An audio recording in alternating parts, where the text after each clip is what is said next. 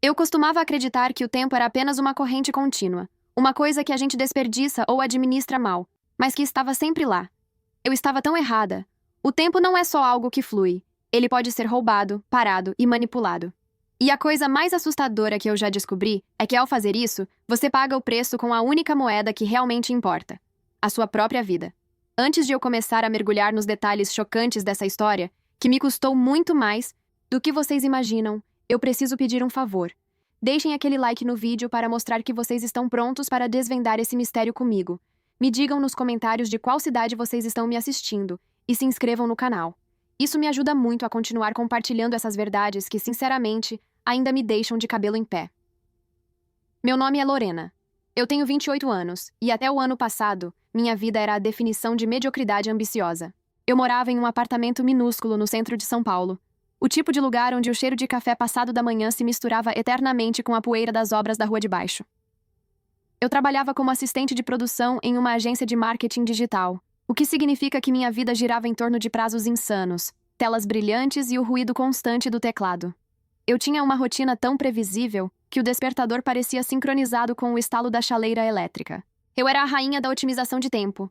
Cada minuto era contado, medido e cobrado. Eu me orgulhava de nunca me atrasar, de ter uma agenda perfeitamente colorida com afazeres e de nunca deixar nada para depois. Eu não percebia, mas essa obsessão por controlar cada segundo era o prenúncio silencioso de que o controle estava prestes a explodir na minha cara. Em termos de família, eu era bastante distante da maioria. Meus pais eram pessoas normais, contadores aposentados que se mudaram para o interior. O único elo de mistério na minha linhagem vinha do meu bisavô, Abel. Abel não era apenas um relojoeiro, ele era o relojoeiro. Um mestre artesão que morava em um galpão em Santos, cercado por centenas de engrenagens, molas e pêndulos. Na família, ele era sempre mencionado com um sorriso nervoso e um aceno de cabeça. Abel era um gênio, diziam, mas você sabe, meio louco. A loucura de Abel não era violenta, era uma obsessão quase mística com o tempo em si. Minha avó me contou que, quando era criança, se atrevia a visitar a oficina de Abel. O ar lá dentro era denso, pesado com o óleo das máquinas e o cheiro doce de madeira antiga. Ele não fazia relógios para contar as horas, mas sim para domar as horas. Ele tinha regras bizarras. A mais famosa: nunca, jamais, ele permitia que qualquer relógio em sua posse batesse à meia-noite. Ele os parava às 23h59. Todos eles. Eu sempre achei que essa era apenas uma peculiaridade de um velho excêntrico, uma lenda de família que enfeitava a árvore genealógica. A vida seguiu seu curso monótono até aquela terça-feira cinzenta de outubro. Eu estava lutando contra um prazo impossível, tentando editar um vídeo de 5 minutos sobre como organizar gavetas, quando meu celular vibrou na mesa. Era um número desconhecido de Santos. Atendi, impaciente. Lorena falando. Senhora Almeida, aqui é o doutor Cardoso, do Cartório de Registros e Heranças. Ligamos sobre a finalização do inventário do senhor Abel Almeida. Eu parei de digitar. Abel havia falecido há mais de 10 anos, mas os trâmites eram lentos e complexos, especialmente porque ele não tinha deixado nada de valor tangível, apenas um monte de sucata de bronze e prata. Sim, doutor, eu sou a neta dele. Achei que tudo já estava resolvido. Houve uma pausa do outro lado, um ruído de papel sendo folheado. Quase tudo. Há um item final, senhora Almeida. Um item pessoal que ele insistiu que fosse entregue a você diretamente, por meio da última vontade dele, assim que você atingisse a idade de 27 anos. É um objeto singular. Meu coração apertou com uma curiosidade súbita, misturada com uma ponta de apreensão. Sempre que Abel estava envolvido, o singular geralmente significava estranho. E o que é esse objeto, doutor? Perguntei, abaixando a voz para que meus colegas não ouvissem. É um relógio de bolso, senhora Almeida. Ele está na nossa custódia há 1 ano. Nós tentamos enviá-lo por transportadora, mas houve problemas técnicos em todas as tentativas. Parece que ele prefere ser entregue em mãos. É um item peculiar. Eu ri, um riso seco e nervoso. Claro que é. Meu bisavô só fazia coisas peculiares. O advogado combinou que o relógio seria enviado por um mensageiro especial na sexta-feira seguinte. Naquela noite, a imagem de Abel, que sempre foi turva na minha memória, ficou mais nítida. Lembrei-me de um desenho que fiz na escola, na 5ª série, dele sentado em um banco de trabalho, com óculos de lente grossa e os dedos manchados de óleo, olhando para uma pequena peça de ouro, com uma intensidade que parecia capaz de rachar metal.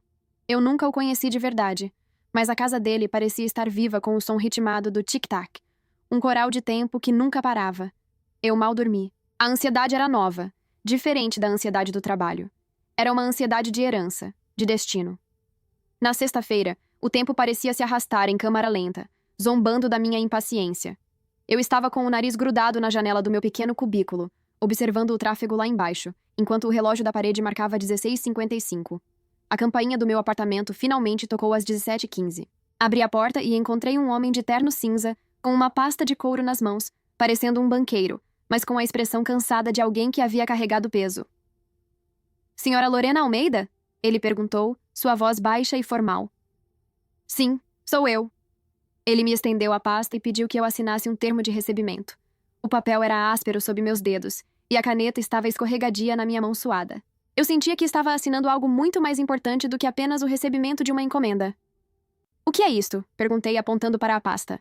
É o objeto, Sr. Almeida, e uma carta que o Sr. Abel deixou para ser lida somente após a entrega bem-sucedida do relógio. Ele respondeu, sem fazer contato visual. Ele se virou e desceu as escadas de madeira rangentes do prédio, apressado, como se quisesse se livrar da responsabilidade daquele objeto o mais rápido possível. Fechei a porta e traguei o ar pesado do meu corredor. A pasta, que parecia leve nas mãos do mensageiro, agora pesava nos meus braços. Fui até a mesinha de centro, onde havia uma xícara de café frio e vários papéis espalhados. A pasta não tinha zíper, mas uma fechadura de latão. Estava aberta. Dentro, havia um envelope grosso de papel creme, amarelado pelo tempo, selado com cera vermelha, e envolto em um pano de veludo escuro estava o relógio. O veludo era macio e quente. Eu o desenrolei lentamente, sentindo o peso do metal frio na minha palma. Era um relógio de bolso de ouro, maciço, com a superfície polida em alguns lugares e marcada em outros. O ouro não era brilhante, era um ouro velho, quase acobreado. Pressionei o pequeno botão no topo e a tampa se abriu com um clique seco, revelando o mecanismo. O vidro estava rachado, como uma teia de aranha, em um ponto bem perto do número 12. Os ponteiros estavam parados, não em um número aleatório. Estavam fixados exatamente em 23,59. O cheiro de metal oxidado e algo sutilmente doce, talvez tabaco antigo, subiu das engrenagens. Era o relógio de Abel. O relógio que parava o tempo. Pelo menos, essa era a lenda. Eu ri novamente, descrente. Ele parecia perfeitamente comum, apesar das rachaduras e do peso desproporcional. A loucura de Abel em formato de joia. Decidi que a carta deveria ser lida primeiro. Rasguei o selo de cera que soltou um cheiro fraco de cinza queimada e abri o papel. A caligrafia era firme, mas angulosa, parecendo gravada em pedra. Lorena. Se você está lendo isso, significa que o relógio chegou até você. Ele tem o péssimo hábito de resistir ao transporte, pois é feito para permanecer, não para viajar. Eu o construí para ser uma ferramenta, mas toda ferramenta tem uma consequência, e o preço é sempre medido em algo que não se pode repor. Você vai notar que ele não funciona. Não tente consertá-lo. Você não precisa que ele funcione, você precisa que ele pare. Eu gastei 30 anos da minha vida tentando encontrar o ponto exato onde a engrenagem do tempo se torna vulnerável. Eu encontrei. Eu te imploro, minha neta. Use-o apenas em caso de desespero absoluto. Nunca, jamais, permita que ele marque a meia-noite. É por isso que ele está parado em 23,59. O momento em que o dia morre é o momento em que ele cobra a sua dívida. E a dívida é sempre mais alta do que você pensa. Eu fui chamado de louco. Eu não era louco. Eu estava tentando avisar. Abel. Larguei a carta na mesa. Meus dedos tremiam. Aquilo não era uma carta de despedida. Era um manual de instruções assustador. Peguei o relógio novamente, sentindo a temperatura baixa do metal contra minha pele. Minha mente racional gritava que tudo aquilo era a baboseira de um velho obcecado, uma encenação dramática.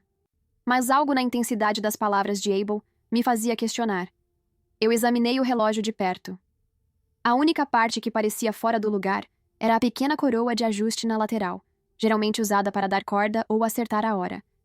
Ela era um pouco maior do que o normal, e parecia mais um pequeno puxador. Minha curiosidade venceu a razão. O apartamento estava estranhamente silencioso. Apenas o zumbido fraco da geladeira e o som distante do tráfego. Eu estava sozinha, no final de uma sexta-feira estressante. O que de pior poderia acontecer? Ele apenas quebraria mais?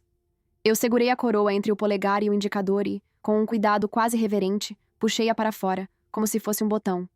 Não houve o clique metálico que eu esperava. Não houve movimento das engrenagens.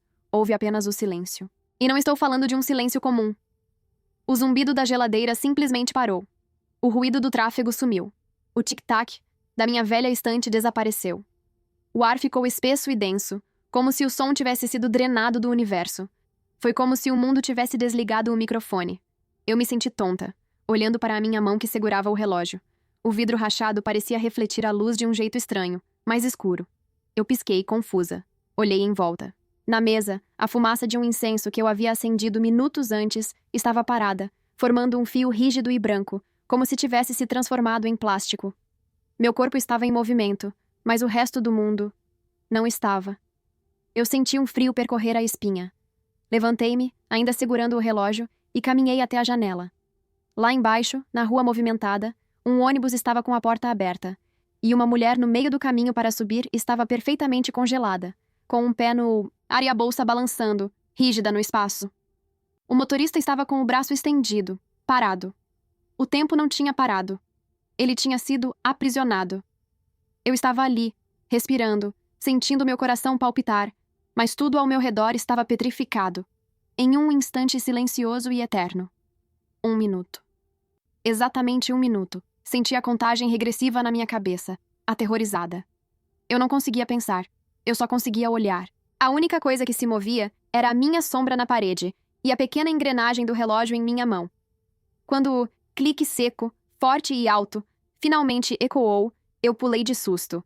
Puxei a coroa de volta. Instantaneamente, o som voltou, como uma enxurrada. O motor do ônibus voltou a vibrar. A mulher na rua subiu o degrau. O incenso soltou a fumaça presa. E o tic-tac da sala voltou a me atormentar. O ar voltou a cheirar a pó e café. Eu estava suada e ofegante, paralisada no meio da sala, encarando o relógio. A pequena esfera de ouro estava quente em minha mão. O bisavô não era louco. Ele havia me dado a chave para parar o tempo.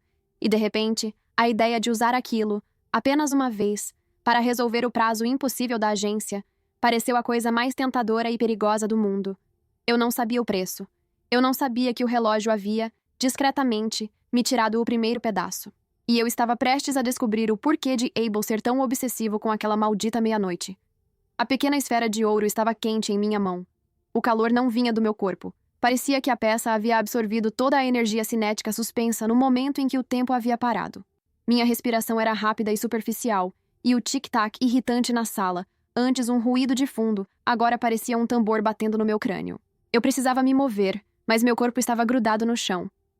O silêncio absoluto que eu havia experimentado por aqueles 60 segundos havia deixado um vácuo em mim. Era como ter testemunhado o universo fazer uma pausa para um chá e depois retornar com a mesma pressa de antes. O ar parecia mais denso, saturado de partículas de poeira que haviam ficado suspensas antes de serem subitamente libertadas para flutuar até o chão. O relógio de Abel, o bisavô que todos consideravam a ovelha negra da família por causa de sua obsessão com o tempo e sua fama de relojoeiro louco, era real. O conto de fadas era real. E eu, Clara, a designer gráfica esgotada e endividada, era a única pessoa no mundo, naquele momento, que sabia que tinha a chave para trapacear o destino. Olhei para a pilha de rascunhos amassados e embalagens vazias de energético na mesa. O prazo para o Projeto Fênix era em menos de 5 horas. Eu estava há 3 dias sem dormir de verdade, sobrevivendo à base de cafeína e estresse puro, e o layout principal parecia um borrão sem sentido. Minha carreira na agência estava por um fio. Se eu falhasse, seria mais um trabalho perdido, mais um aluguel atrasado, mais uma temporada no limbo da ansiedade. A ideia de usar o relógio novamente não era tentadora. Era uma necessidade física, tão urgente quanto a fome ou a sede. Eu fechei a mão sobre o ouro rachado, sentindo o pequeno vidro frio contra a palma. Não era o que eu faria em um mundo normal, onde as leis da física não podiam ser violadas. Mas meu mundo estava se desmoronando, e eu tinha um buraco de 60 segundos por onde podia escapar. Movi-me até a mesa, o corpo ainda pesado pela adrenalina. O cheiro de papel velho e toner queimado na sala parecia amplificado. Lembrei-me do que a minha mãe havia dito sobre o bisavô Abel, que ele passava dias trancado no ateliê, os olhos injetados, murmurando sobre o preço da cronologia. Eu nunca tinha levado a sério. Agora, cada palavra dela ecoava com um peso aterrorizante. O relógio estava estranhamente leve, apesar de ser de ouro maciço. Era um peso que não se media em gramas, mas em responsabilidade.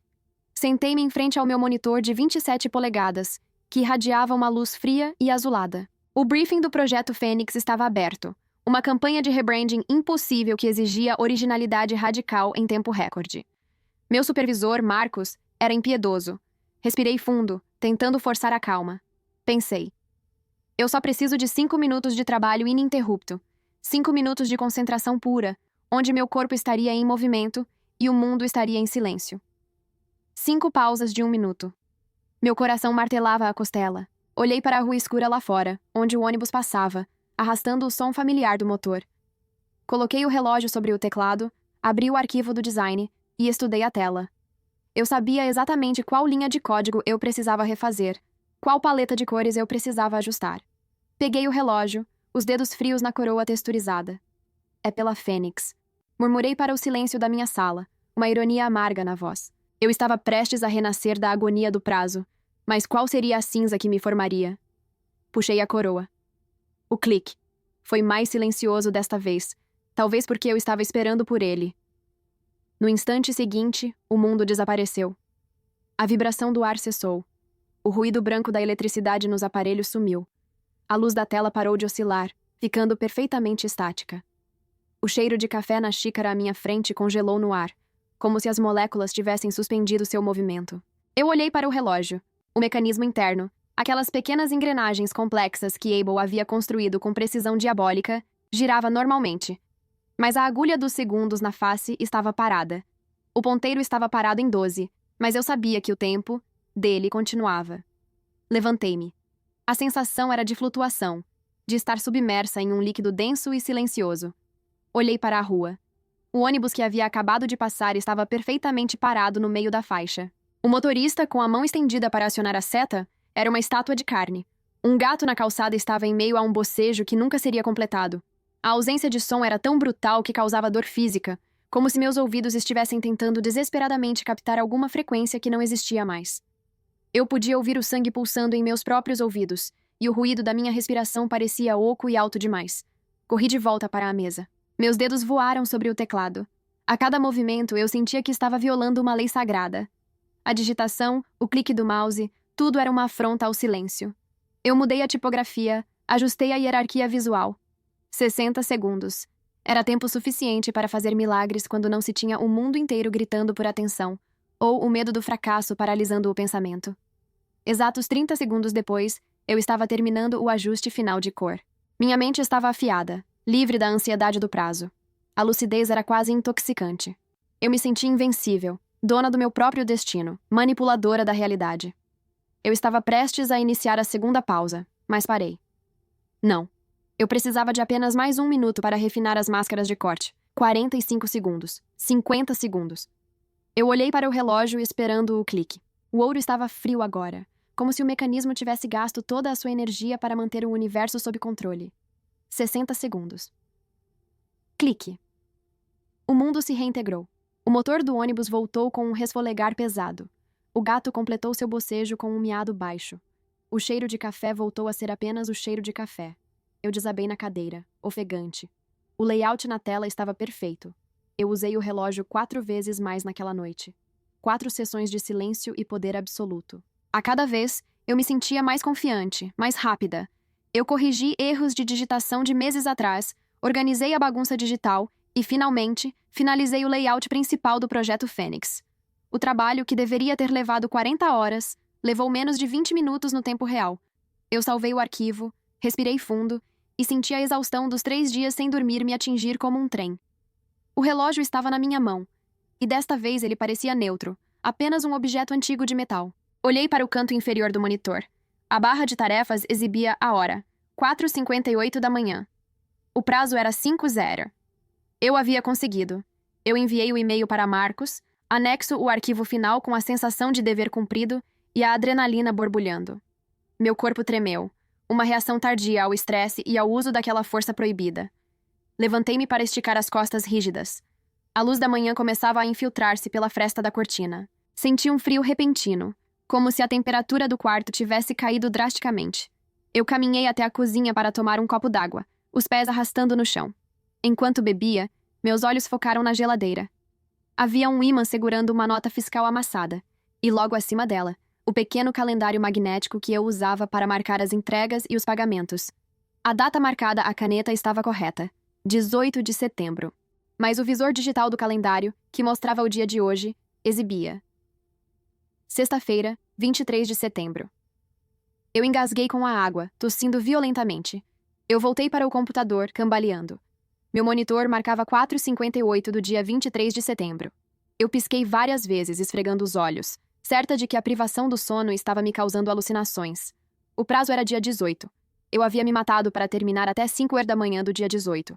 Verifiquei o e-mail que acabara de enviar. A marcação de data e hora do servidor dizia: enviado em 23/09/2022 às 4h59. Meu corpo começou a gelar, o suor na testa evaporando rapidamente. Olhei para o relógio em minha mão. A peça de ouro parecia rir do meu desespero silencioso. Eu não estava apenas confusa sobre o dia. Eu tinha perdido tempo. Onde estavam os dias 19, 20, 21 e 22 de setembro? Eu usei o relógio 5 vezes. 5 minutos de silêncio para a realidade. E se o preço de cada pausa de 60 segundos fosse a perda de um dia da minha própria vida? 5 usos. 5 dias se esvaíram. O pânico subiu pela minha garganta. Eu mal podia respirar. Eu me lembrei daquele clique seco e forte que sinalizava o fim do silêncio. O som parecia agora um tiro de advertência, um contrato assinado com o diabo, e o preço havia sido deduzido em um câmbio que eu nunca tinha concordado. Voltei ao calendário da geladeira, arrancando-o da porta. O dia 18 estava marcado. Eu tinha a memória vívida de ter trabalhado naquela noite, a noite que deveria ter sido o dia 17, e o prazo final era o 18. Mas se eu estava no dia 23, eu não apenas perdi 4 dias do meu tempo de vida. Eu havia falhado miseravelmente no prazo do Projeto Fênix. Eu enviei o e-mail 5 dias, atrasada. Corri para o computador e abri a caixa de entrada, esperando a bronca estrondosa de Marcos. Mas não havia nada. Nenhum e-mail de "você está demitida", nenhum "onde você esteve". A caixa de entrada estava limpa, apenas o e-mail que eu havia acabado de enviar para o Marcos no topo. Eu verifiquei a data de envio original do briefing. O projeto, que eu jurei ter recebido na semana passada, estava datado do dia 22 de setembro. Eu não estava atrasada. Eu estava adiantada. O Projeto Fênix havia sido entregue 5 dias antes, do prazo que estava mentalmente fixado em minha memória. Um prazo que, de alguma forma, o relógio havia apagado. A loucura era palpável. Eu não tinha apenas parado o tempo. Eu tinha alterado a linha do tempo da minha própria percepção, pagando com dias que sequer percebi que estava vivendo. Eu me sentei na beirada da cama, sentindo um vazio no estômago. Minha cabeça girava. Onde eu estava nos últimos 5 dias? O que eu fiz, ou deixei de fazer? Minha mente estava totalmente em branco, sem memórias, sem vestígios de atividades, sono ou alimentação entre o início do projeto e a manhã de hoje. A única coisa que eu tinha era o resultado. O Projeto Fênix perfeitamente finalizado. O relógio de Abel havia roubado 5 dias de mim. Ele havia me dado a solução, mas cobrado na moeda mais cara de todas. Eu olhei para o relógio. Ele era belo, sinistro e agora profundamente perigoso. As lendas sobre o bisavô Abel, o relojoeiro que enlouqueceu, não eram sobre demência. Eram sobre desespero. Ele não era louco. Ele estava apenas tentando avisar sobre o preço de brincar com o destino. Senti um arrepio percorrer a espinha. O relógio me oferecia o poder de reescrever segundos, mas ele cobrava séculos. Apesar do horror, uma pequena, traiçoeira voz na minha cabeça sussurrava: "Mas o projeto está feito. Você salvou sua pele." Eu tinha que esconder o relógio. Eu tinha que destruí-lo. Mas como destruir algo que podia parar o universo? Enrolei-o em uma camiseta velha e o enfiei no fundo de uma gaveta de meias, empurrando a gaveta com o pé, como se a distância física pudesse me proteger daquela magia. Eu precisava de sono. Eu precisava de sanidade. Mas eu não consegui dormir. Eu passei as horas seguintes ligando para as poucas pessoas que eu conhecia, perguntando o que eu havia feito nos últimos dias. Minha amiga, Sofia, atendeu sonolenta. "Clara?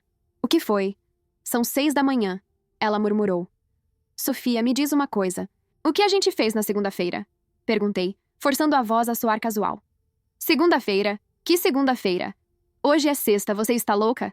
A gente não se fala desde domingo, quando você me disse que ia entrar no modo caverna para terminar o Projeto Fênix. Você está bem?" Eu agradeci, desliguei rapidamente, sentindo o terror se solidificar. Ninguém percebeu minha ausência.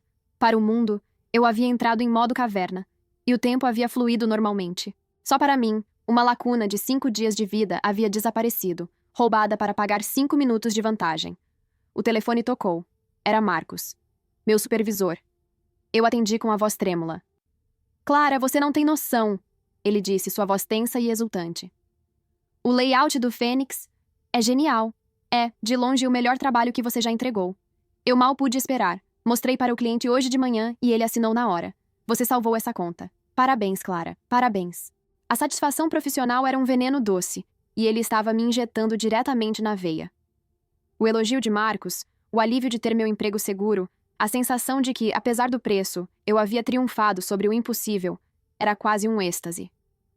Eu fechei os olhos.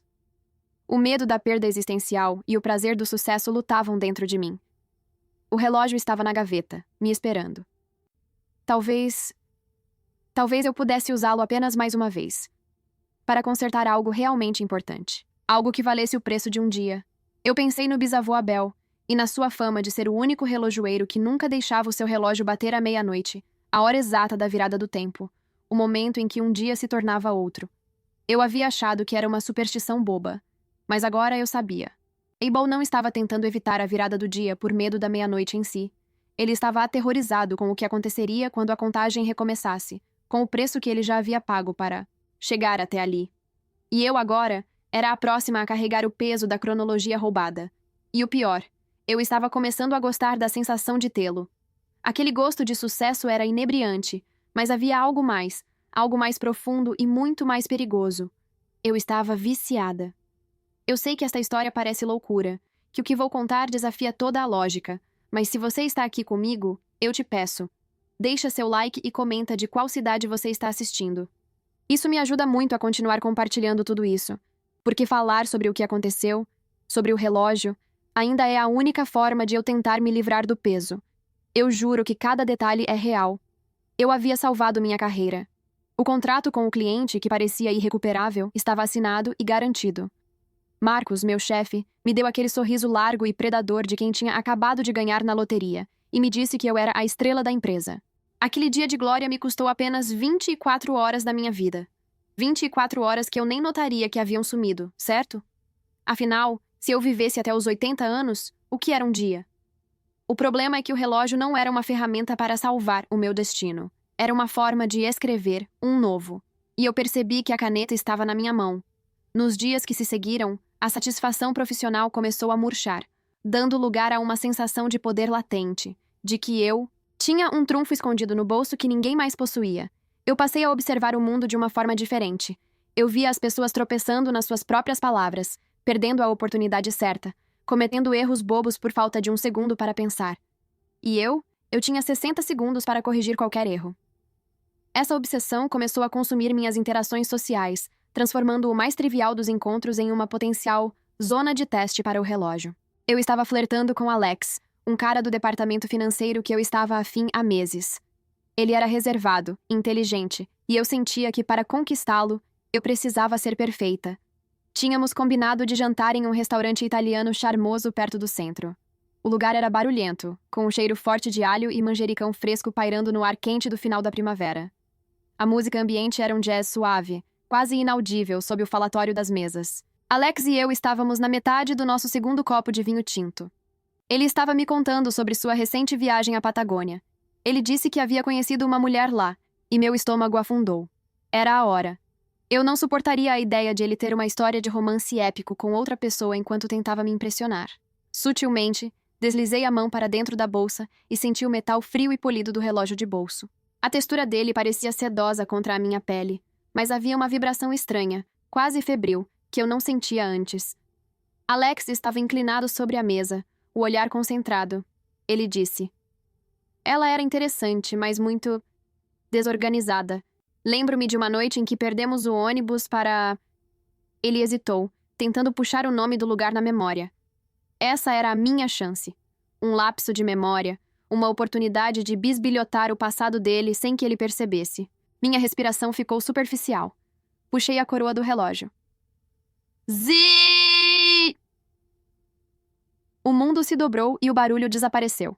O jazz parou no meio de uma nota. O garçom, que passava com uma bandeja de pães, estava suspenso no ar, o joelho dobrado em um ângulo impossível. Alex estava congelado. a boca entreaberta, o vinho parado na metade do movimento de engolir. Eu estava no silêncio.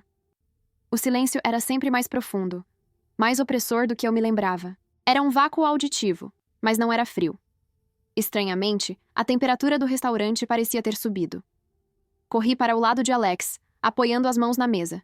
Meu coração batia tão forte que eu podia ouvir o sangue pulsando em meus ouvidos. O único som no universo paralisado. Abri a carteira dele, que estava sobre a cadeira. Eu precisava de provas de quem era essa mulher, de como ele se sentia sobre ela. Encontrei o cartão de embarque. O nome da cidade era Puerto Natales. O nome da mulher, escrito apressadamente em um guardanapo amassado no bolso lateral da carteira, era Sofia. Não havia nada romântico ou épico ali, apenas um número de telefone e um desenho mal feito de uma montanha. Enquanto vasculhava, meus olhos pousaram no relógio, que eu havia colocado ao lado do copo dele. Ele estava girando rapidamente, os ponteiros se movendo em um borrão. 20 segundos tinham se passado. Lembrei-me do meu objetivo. Alex estava tentando lembrar o nome do hotel onde eles haviam ficado desorganizados. Eu procurei rapidamente em seu celular. Era o Hotel Cumbres. Voltei ao meu lugar, fechei a carteira dele, coloquei o guardanapo no lixo embaixo da mesa e respirei fundo. 35 segundos. Fechei a mão no relógio e empurrei a coroa de volta. Kachak. O tempo explodiu de volta em movimento. O garçom continuou o passo como se nada tivesse acontecido. O jazz recomeçou. O cheiro de alho e vinho invadiu minhas narinas. Alex piscou, como se estivesse saindo de um sonho profundo. Ah, sim, era o ônibus para o Hotel Cumbres. Lembro-me que a Sofia era tão desorganizada que... Eu sorri, interrompendo-o gentilmente. Sofia? Ah, a guia? Eu já li sobre ela. Ela é famosa por esquecer o itinerário, mas dizem que é uma fotógrafa incrível. O rosto de Alex se iluminou. Ele nunca havia mencionado o nome Sofia na linha do tempo normal, mas agora, com a pista do nome do hotel e a sugestão de que ela era apenas uma guia fotógrafa, o cérebro dele parecia ter preenchido as lacunas de forma mais conveniente. Exatamente, Clara. Incrível fotógrafa. Não foi nada romântico, apenas uma parceria de viagem. Ele parecia aliviado por eu ter ajudado a recontar a história. Eu o havia manipulado. Eu havia roubado mais um dia para garantir que ele se sentisse confortável comigo. A satisfação foi imediata e suja. O jantar continuou bem. Ele me olhava com admiração. Eu senti que tinha controle total sobre a narrativa daquela noite. No entanto, quando cheguei em casa naquela noite, algo estava errado. O relógio que usei 3 vezes naquela semana, uma para o trabalho e 2 para microcorreções sociais, tinha me custado 3 dias. 3 dias, somados ao primeiro uso, totalizando 4 dias roubados do meu futuro. Fui ao banheiro e acendi a luz forte de LED. Me encarei no espelho. Eu tinha 27 anos. As mudanças eram sutis, mas inegáveis. Havia uma linha fina, quase imperceptível, que saía do canto do meu olho esquerdo. Eram rugas de expressão, mas elas não estavam lá na semana anterior. Minha pele estava mais seca, e havia uma leve opacidade que nem o melhor creme hidratante conseguia esconder. Eu me toquei, sentindo a textura do meu rosto. Não era a textura elástica e cheia de colágeno que deveria ter. Era algo mais rígido, quase áspero. Mais perturbador do que os sinais físicos era a fadiga. Uma exaustão óssea que persistia mesmo após uma noite de sono de 9 horas. Eu acordava sentindo que tinha corrido uma maratona. Meu corpo parecia pesado, como se estivesse lutando contra a gravidade. Eu estava pagando o preço. Eu me lembrei da minha mãe. Ela costumava contar histórias sobre meu bisavô Abel, o relojoeiro. Ela nunca o conheceu, mas o nome dele vinha carregado de lendas familiares. Abel não era ruim, Clara, minha mãe me disse uma vez, enquanto me ajudava a passar o esmalte. Ele só era obcecado pelo tempo. Ele parecia ter pressa para terminar a vida. Nos últimos anos, ele envelheceu 10 anos em um verão. O cabelo dele ficou branco em meses. Eu havia descartado isso como exagero. Histórias de família. Mas agora, olhando para a linha no meu rosto, o sangue gelou nas minhas veias. Abel não tinha pressa. Abel estava sendo cobrado. Eu peguei o relógio da gaveta. Ele era lindo, mas não mais reconfortante. Era uma arma, e eu era a vítima do próprio gatilho. A rachadura no vidro, que eu mal notava antes, parecia ter crescido 1 milímetro. A linha fina de vidro quebrado se estendia um pouco mais perto do centro. E a cada vez que eu o usava, o mecanismo interno parecia mais resistente quando eu puxava a coroa. O zzz de silêncio vinha acompanhado de um rangido metálico sutil, como se as engrenagens estivessem gritando em protesto. A tensão estava se tornando insuportável, mas a tentação era maior. O poder era o meu novo narcótico. Algumas semanas depois, veio o teste final. Algo que não era apenas social ou profissional, mas que envolvia dinheiro. Muito dinheiro. Eu estava com problemas financeiros sérios. Meu carro quebrou, o aluguel subiu e tive um gasto médico inesperado. Eu estava no vermelho. Precisava de 5.000 reais em 3 dias. Eu trabalhava em finanças. Eu sabia exatamente como funcionava a movimentação de contas. Eu tinha acesso a um sistema de empréstimos rápidos da empresa, mas precisava da aprovação final de um supervisor, Paulo, que era notoriamente lento e nunca aprovava nada após o horário comercial. Eram 17h30 da sexta-feira. Paulo estava pegando sua maleta, visivelmente ansioso para ir para a casa de campo. Paulo, preciso da sua senha para aprovar este adiantamento de 5.000 reais, eu disse, tentando parecer calma. Clara, você sabe. Só na segunda-feira. O sistema está encerrando o dia. Não posso mexer nisso agora. Ele respondeu, já com um pé fora da porta. Ele cheirava a água de colônia barata e pressa. Eu precisava do dinheiro. Agora. Eu precisava desse dia de tempo parado mais do que de qualquer outro. Respirei fundo, sentindo o suor frio na palma da mão. 4 dias perdidos. E a dívida aumentava. O custo agora era um dia de vida mais 5.000 reais em empréstimo. Eu sabia que era errado, mas a adrenalina me cegou. Tudo bem, Paulo, eu disse sorrindo docemente e tirei o relógio da bolsa. Ele estava abrindo a porta do escritório. Zzz. O ar ficou denso e imóvel. A porta de vidro estava suspensa no meio do movimento de abertura. Corri para a mesa dele. O teclado estava ainda quente de suas mãos. Eu precisava apenas de 1 minuto para entrar no sistema, transferir o adiantamento para minha conta pessoal e gerar o log de aprovação, simulando a assinatura digital dele. Eu estava trabalhando rápido demais, meus dedos dançando sobre as teclas. 30 segundos. O silêncio estava me pressionando. Eu olhei para Paulo, que parecia uma estátua de cera. Ele estava com a expressão de aborrecimento congelada no rosto. 45 segundos. Eu finalizei a transferência. O dinheiro estava a caminho da minha conta. Sucesso. Mas eu não conseguia parar. Eu sabia que ele me faria perguntas na segunda-feira sobre por que o log de aprovação estava ligeiramente fora do horário padrão. Eu olhei para o relógio. 60 segundos era muito pouco. Parei o tempo novamente. Eu fiz isso sem pensar. A coroa deslizou para fora. Zô! Kachak! Zô! O relógio protestou com um ruído seco. O silêncio voltou, mas desta vez a sensação de temperatura subiu dramaticamente. Eu senti como se estivesse sendo cozida. Eu tinha 60 segundos extras, mas o preço era 2 dias perdidos, não apenas um. Eu estava entrando em pânico. Corrigi o log de aprovação, mexendo nas linhas de código que indicavam o timestamp da assinatura. 50 segundos do segundo uso. Quando tentei empurrar a coroa de volta, ela emperrou. Eu senti um nó no estômago. O relógio estava me mantendo refém. Puxei com força, sentindo a ponta do meu dedo esmagar contra o metal. Kachak. O mundo disparou de volta para a realidade. O som da porta sendo aberta por Paulo me atingiu como um trovão. Ele estava saindo. Tenha um bom fim de semana, Clara. E não toque nas aprovações até segunda, ele disse, sem sequer olhar para trás. Eu estava ofegante, sentada em minha cadeira, as mãos tremendo. Eu havia roubado 5.002 dias. 6 dias da minha vida haviam sumido em poucas semanas. Eu olhei para a minha mão. Onde o relógio tinha me pressionado, havia uma marca vermelha na pele. Uma marca que parecia mais profunda. O relógio estava na minha mesa. E desta vez, eu notei algo mais. O metal frio não estava frio. Estava morno, quase quente. E ele estava vibrando levemente, como um inseto vivo.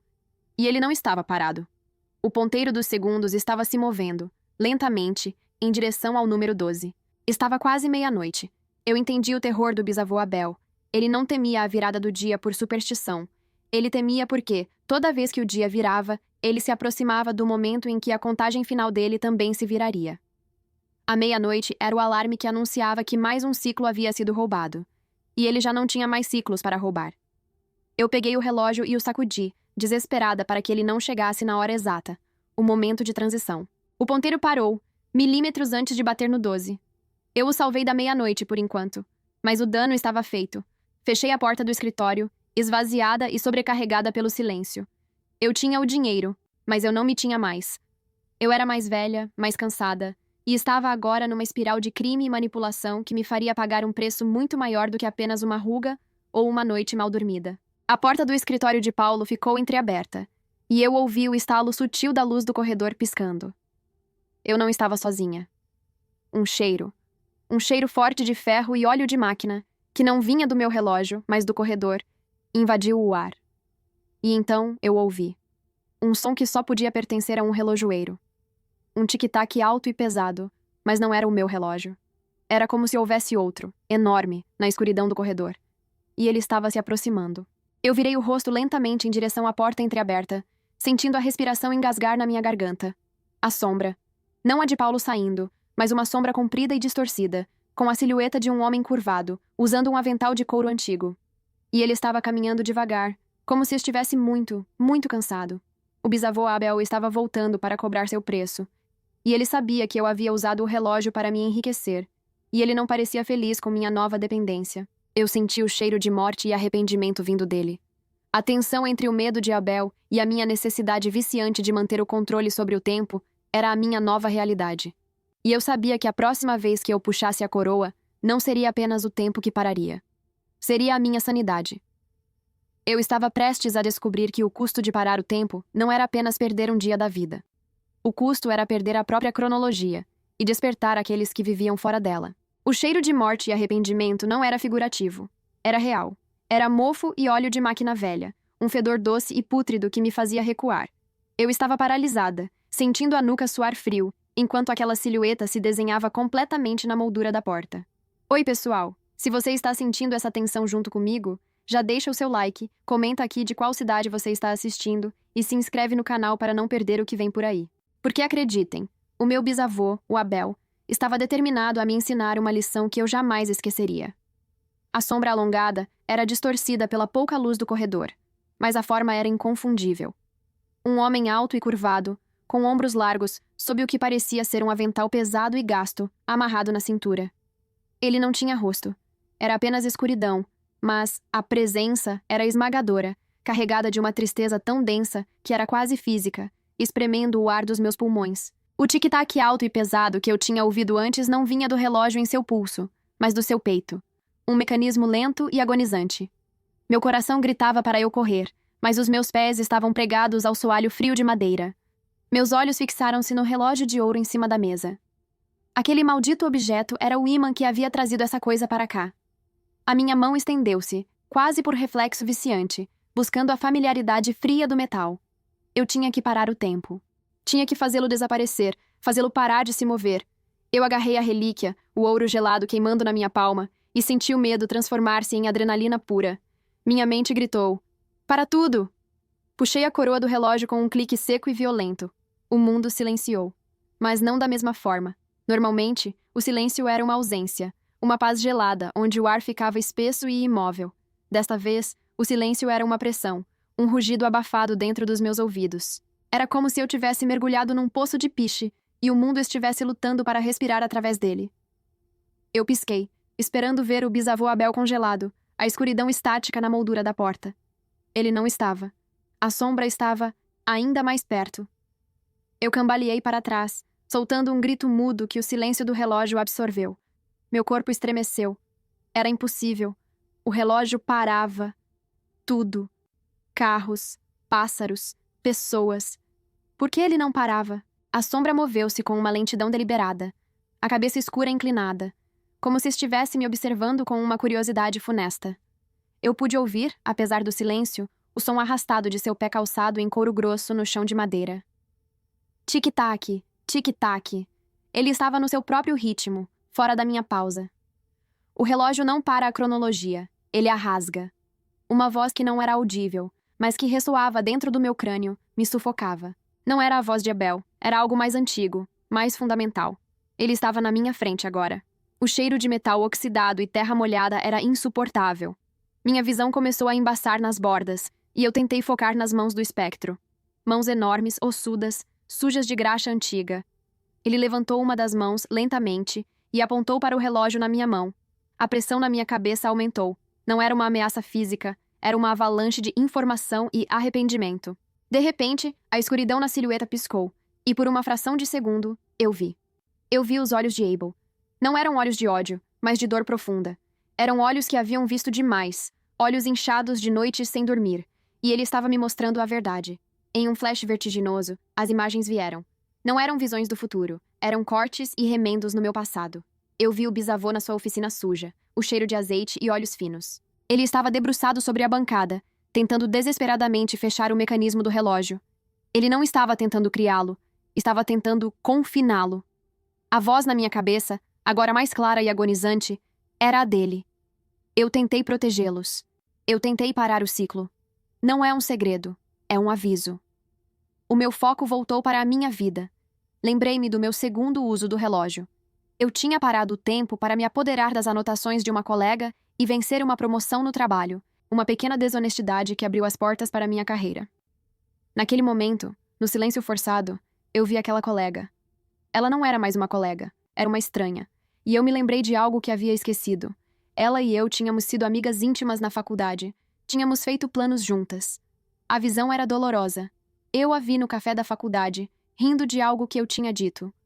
Mas quando a realidade paralisada voltou, essa memória foi substituída por uma lacuna fria. Eu não tinha amigas íntimas da faculdade. Eu sempre fui uma loba solitária, focada no trabalho. O relógio não estava tirando apenas dias da minha vida. Ele estava tirando a cronologia. Cada uso do relógio era um corte no tecido da minha história, permitindo que os eventos se reescrevessem ligeiramente, apagando conexões, apagando as pessoas que me moldaram, deixando apenas a versão mais eficiente e isolada de mim mesma. O Abel espectral se inclinou, e eu senti um frio glacial atravessar minha pele. Ele não precisava me falar sobre Paulo. Ele só precisava me mostrar o vazio. Eu vi o momento em que usei o relógio para ganhar aquela discussão com Paulo sobre as finanças. Na visão, vi a cena real, eu recuando, pedindo desculpa pelo meu tom de voz, e Paulo sorrindo e me abraçando. Era um momento de intimidade e concessão, mas o relógio tinha reescrito a cena. Na minha realidade manipulada, eu venci. Paulo ficou mudo e saiu. Eu não só perdi o dia, eu perdi a capacidade de ceder. A história de um relacionamento baseado em respeito mútuo. O custo não era a vida, era o destino. O relógio estava me isolando, apagando as pontes para que eu não tivesse nada para viver, tornando a morte inevitável e irrelevante. Eu tremi tanto que quase deixei o relógio cair.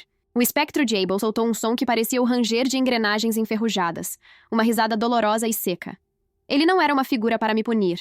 Ele era uma vítima, preso ao mecanismo que ele tentou destruir, e estava me avisando. Ele me mostrou que a cada vez que eu puxava a coroa, não apenas ele se aproximava, mas outras coisas se aproximavam também. As coisas que viviam nas fendas do tempo. E ele me mostrou o que tinha acontecido à sua esposa, a minha bisavó. O flash foi rápido, brutal. Ela estava na oficina. Abel estava com o relógio na mão, a coroa puxada. Ele a usava para criar mais tempo para trabalhar, para fugir da pobreza, exatamente como eu. Mas ela estava envelhecendo mais rápido. Um dia, ela não acordou. Não era uma doença. Ela simplesmente se dissolveu, a cronologia dela esgotada antes da dele. O medo transformou-se em pânico gelado. Eu estava fazendo o mesmo com a minha vida. Eu não tinha mais controle, apenas vício. Eu fechei os olhos com força, tentando expulsar a imagem agonizante de Abel e sua esposa, sentindo o peso da culpa e da história de 3 gerações. Abri-os. A sombra estava apenas a um passo. Ela levantou a mão escura e a ponta de um dedo espectral tocou o vidro rachado do relógio em minha mão. O impacto não foi físico. Foi eletrizante. Um choque percorreu meu braço. O silêncio estourou. O mundo voltou a se mover de uma vez. Um tsunami de ruídos. O tempo tinha recomeçado. O tic-tac alto e pesado do peito de Abel se dissolveu no ar, junto com o cheiro de óleo e mofo. O corredor estava vazio. Apenas a escuridão normal da noite e a porta entreaberta. Eu estava respirando de forma ofegante, tossindo, sentindo como se tivesse levado um soco no estômago. O relógio caiu da minha mão, quicando na mesa de madeira com um tilintar metálico e doloroso, antes de rolar e cair no tapete felpudo. Eu me joguei no chão, pegando-o. O vidro, que já estava rachado, parecia ainda mais opaco, quase cinzento. Eu havia parado o tempo por 60 segundos, e, em troca, havia tido um vislumbre do inferno particular de Abel. Eu tinha roubado o tempo da minha vida, mas, o que era muito pior, eu tinha amputado partes da minha própria história e acordado o guardião do tempo. Levantei-me cambaleando, olhando para o local onde a sombra havia estado. Nada. Apenas uma mancha de poeira que não existia antes. Eu caminhei até a janela, tremendo, e olhei para a rua. A cidade estava silenciosa, mas eu sabia que a calma era superficial. Eu havia rompido a barreira. Eu havia visto o custo real. E o custo era eu. Se eu havia perdido a amizade da faculdade, se havia perdido a chance de salvar o meu relacionamento com Paulo, o que mais havia sumido? Quem mais havia sido apagado?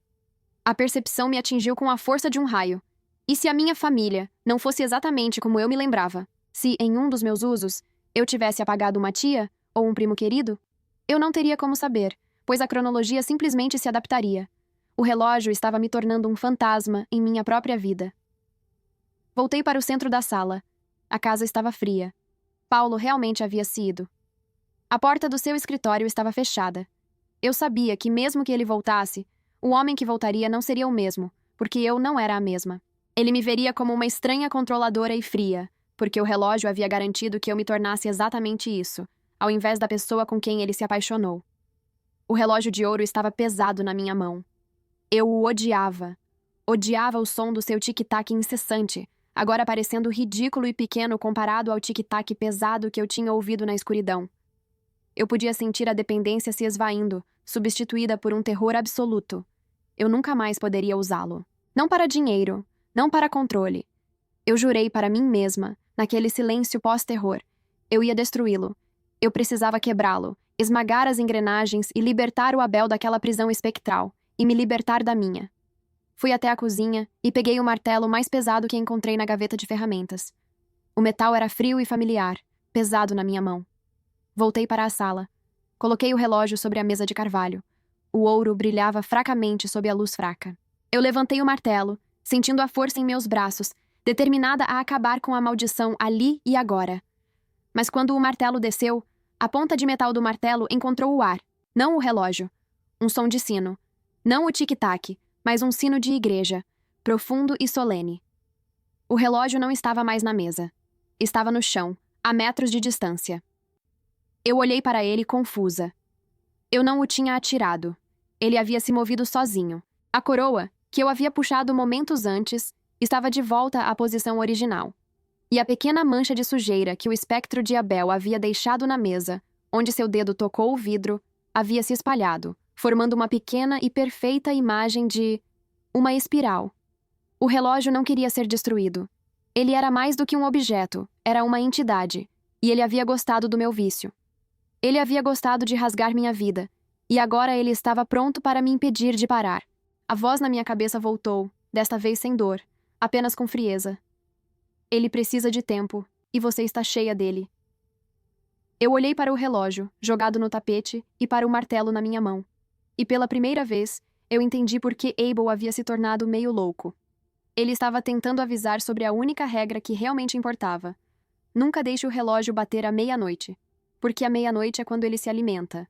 E eu tinha usado demais, e meu saldo de vida estava perigosamente baixo. E o relógio não pararia até que ele tivesse consumido tudo o que eu era. Vocês achavam que a história do relógio que parava o tempo era só sobre ter um superpoder? Errado. É sobre o preço que se paga por roubar o tempo de Deus. Se essa história está te prendendo tanto quanto ela me prendeu, me conta aqui nos comentários de qual cidade você está assistindo, deixa o seu like e se inscreve no canal, porque hoje vocês verão a única saída que me restou dessa espiral mortal. Meu corpo estava paralisado. O martelo pesava na minha mão como se fosse feito de chumbo, mas eu não conseguia soltá-lo. Eu olhava para o tapete, onde o relógio tinha aterrissado. O pequeno objeto de ouro que eu tinha comprado por curiosidade e usado por pura arrogância tinha acabado de se mover sozinho, desafiando a física, desafiando a minha intenção. Ele estava rindo de mim. A espiral desenhada na mesa, feita de sujeira, não era uma decoração. Era um símbolo de um vórtice. Um dreno. Abel tinha tentado me avisar que o relógio não queria ser consertado. Ele queria ser usado. E eu o tinha alimentado com meses da minha própria vida. A voz espectral, gelada e serena, pairava no ar silencioso do meu apartamento, ecoando o medo que eu havia tentado enterrar desde o primeiro dia. Ele precisa de tempo, e você está cheia dele. Eu não era mais a neta curiosa que consertava um artefato antigo. Eu era a refeição. O medo deu lugar a uma clareza fria. Eu não podia mais adiar. Não podia mais fugir da verdade que Abel havia me gritado através da névoa do tempo. O relógio não se alimenta no momento da ativação. Ele se alimenta na meia-noite. A meia-noite era a hora do acerto de contas. Eu olhei para o meu pulso. Meu relógio digital marcava 23h41. 19 minutos. 19 minutos até que o ciclo se completasse, e o mecanismo, que eu havia explorado sem remorso, viesse me cobrar. Eu tinha que agir rápido, e pela primeira vez, percebi que minha missão não era destruir o relógio, mas sim parar o tempo dele, mas de forma permanente. Destruí-lo fisicamente talvez não fosse suficiente. Ele já havia demonstrado que tinha um espírito, uma vontade própria. Aproximei-me dele com passos lentos, o tapete abafando o som. O cheiro de metal queimado e ozônio, que sempre acompanhava a paralisação do tempo, estava mais forte do que nunca, como se o relógio estivesse superaquecendo, ansioso pelo banquete. Eu me ajoelhei e estendi a mão trêmula. O relógio estava frio, absurdamente frio, apesar da energia que emanava. Peguei-o. O peso na palma da minha mão era o peso de um fardo, de um erro monumental. O martelo ainda estava lá, na minha outra mão. Eu respirei fundo, tentando anular o pânico. Lembrei-me dos desenhos de Abel, rabiscados nas margens de seus livros de mecânica, os que eu havia ignorado por considerá-los delírios de um homem louco. Um deles era claro, embora absurdo. O coração do tempo é a mola de balanço. Se ela parar, tudo para. Se ela for destruída, o relógio dorme para sempre. A mola de balanço era o que dava ritmo ao tic-tac, a batida do coração. Se eu destruísse a caixa, o poder poderia vazar, ou pior, ser liberado de forma caótica. Mas se eu parasse o coração... Eu precisava de precisão, não de força bruta. Mas eu não tinha minhas ferramentas de relojoeira. Eu estava sozinha, no chão da sala de estar, com 19 minutos para salvar o resto da minha vida. Minha cabeça girava. Eu precisava de algo pontiagudo, fino, que pudesse alcançar o mecanismo interno através daquele vidro rachado. O vidro... Ele já estava trincado pelo tempo, pelo uso.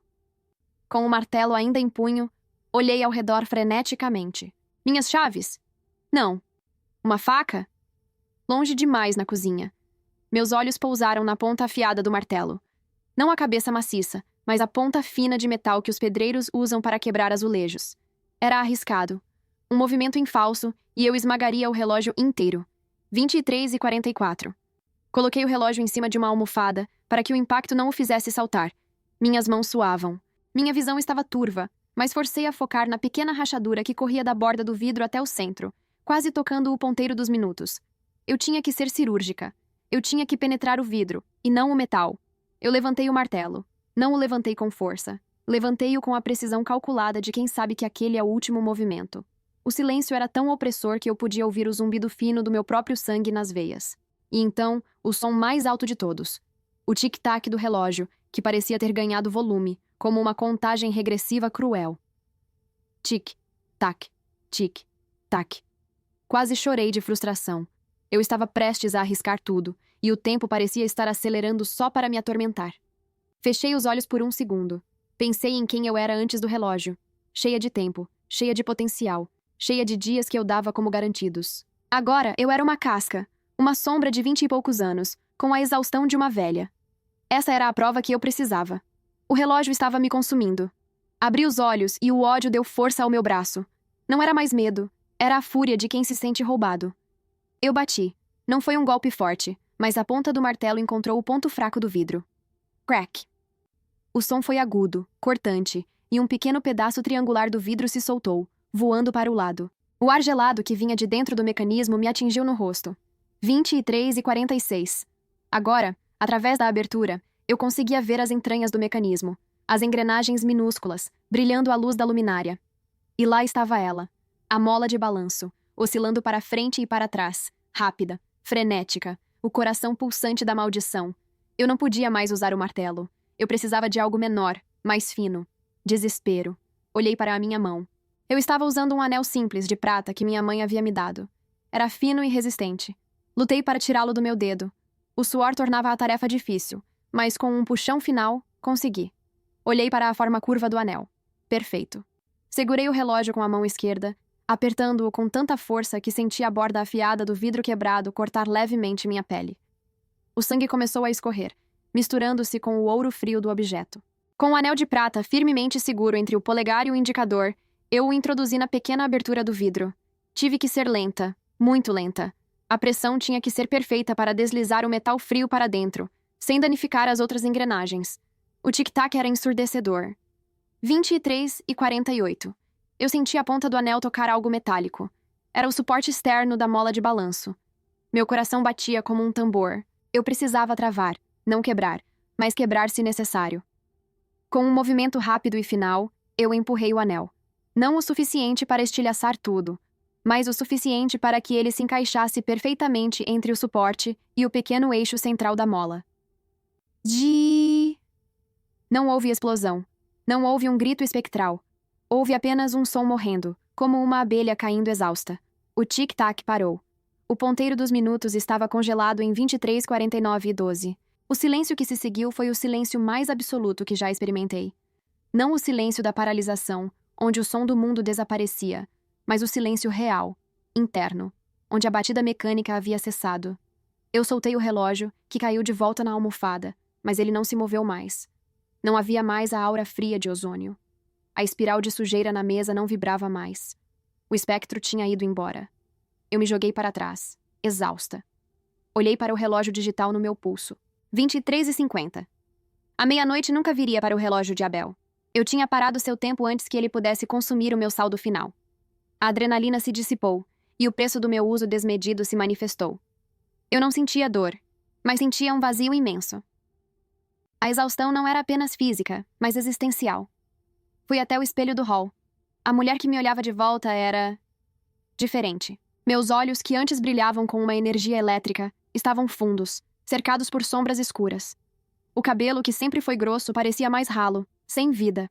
Eu parecia ter envelhecido 5 anos em 5 dias. Eu havia sobrevivido à possessão e ao consumo do relógio, mas não saí ilesa. Ele havia me roubado o tempo, e o tempo roubado tinha levado junto a minha juventude, minha leveza. Eu voltei para a sala. O relógio jazia ali, com um pequeno pedaço de prata espetado no seu coração, congelado para sempre a menos de 11 minutos do desastre. Eu entendi tudo sobre Abel. Ele nunca foi louco. Ele era um homem aterrorizado que sabia que a única maneira de sobreviver a um mecanismo que roubava a vida era mantê-lo perpetuamente a salvo da meia-noite. Ele nunca o deixava bater 0000, porque era essa a hora do pagamento.